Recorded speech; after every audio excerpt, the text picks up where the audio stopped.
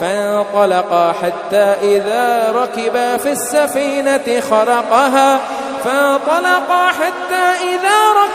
السفينة خرقها قال أخرقتها لتغرق أهلها لقد جئت شيئا إمرا.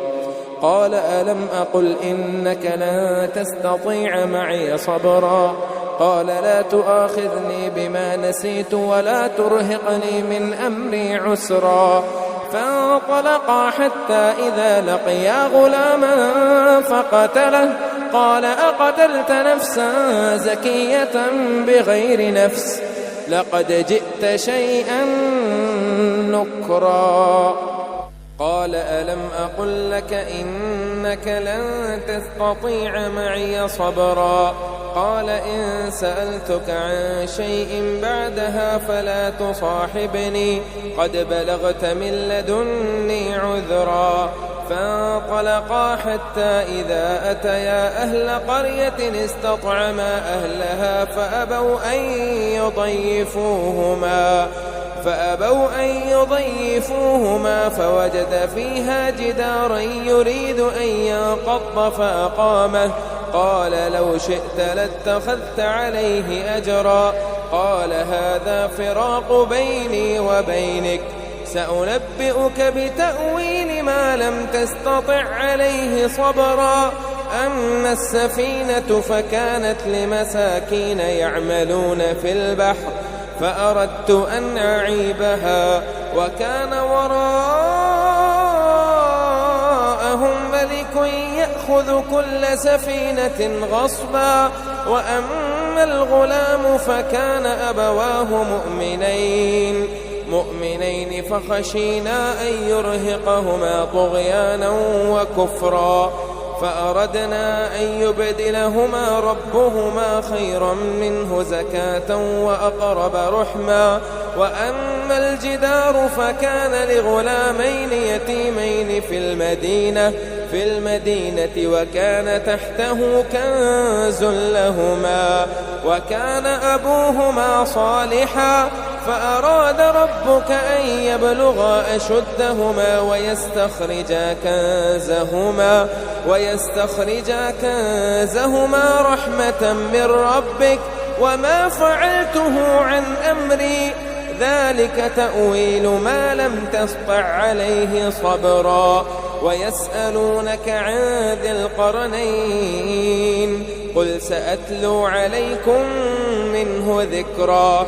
إنا مكنا له في الأرض وآتيناه من كل شيء سببا فأتبع سببا حتى إذا بلغ مغرب الشمس وجدها تغرب في عين حمئة ووجد عندها قوما. قلنا يا ذا القرنين إما أن تعذب وإما أن تتخذ فيهم حسنا. قال أما من ظلم فسوف نعذبه ثم يرد إلى ربه فيعذبه عذابا نكرا. وأما من آمن وعمل صالحا فله جزاء الحسنى وسنقول له من أمرنا يسرا. ثم أتبع سببا حتى إذا بلغ مطلع الشمس وجدها تطلع على قوم لم نجعل لهم من دونها سترا. كذلك وقد أحطنا بما لديه خبرا. ثم أتبع سببا حتى إذا بلغ بين السدين وجد من دونهما قوما لا يكادون يفقهون قولا.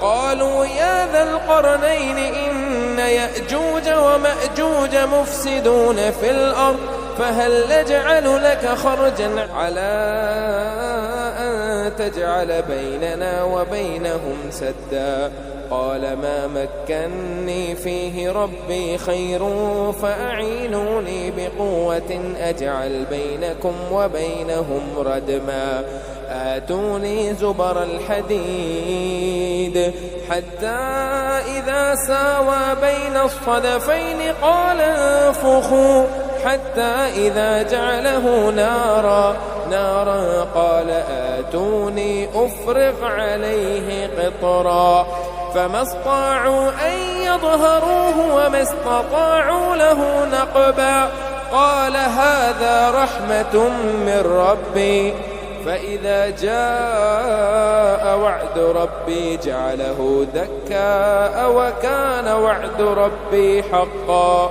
وتركنا بعضهم يومئذ يموج في بعض ونفخ في الصور فجمعناهم جمعا وعرضنا جهنم يومئذ للكافرين عرضا الذين كانت أعينهم في غطاء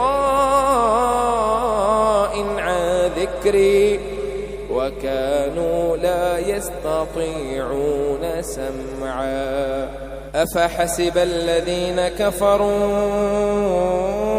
أن يتخذوا عبادي من دوني أولياء إنا أعتدنا جهنم للكافرين نزلا قل هل ننبئكم بالأخسرين أعمالا الذين ضل سعيهم في الحياة الدنيا وهم يحسبون أنهم يحسنون صنعا أولئك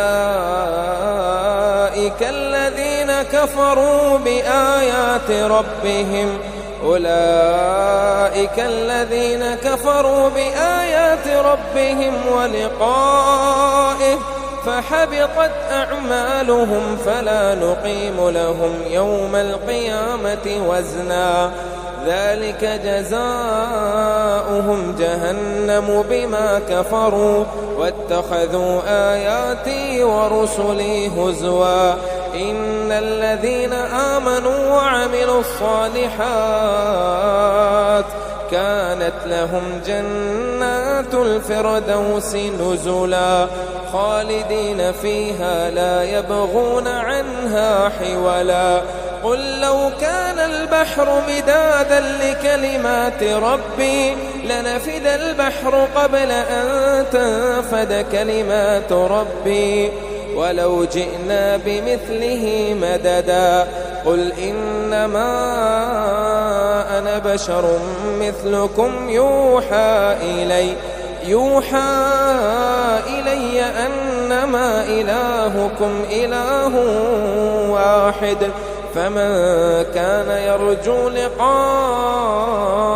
ربه فليعمل عملا صالحا ولا يشرك بعبادة ربه أحدا.